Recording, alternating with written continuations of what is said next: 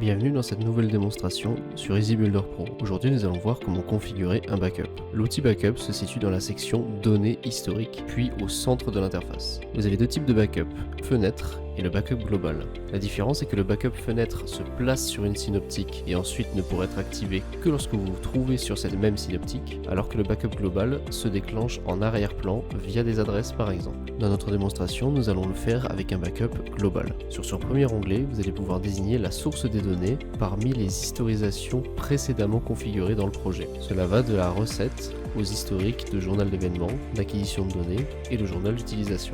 Une fois l'un de ces éléments sélectionnés, vous pouvez désigner duquel il s'agit. Il faudra ensuite définir si vous souhaitez récupérer les fichiers à partir de la date actuelle ou de la date précédente. Et vous pourrez récupérer en une seule fois jusqu'aux 90 derniers enregistrements.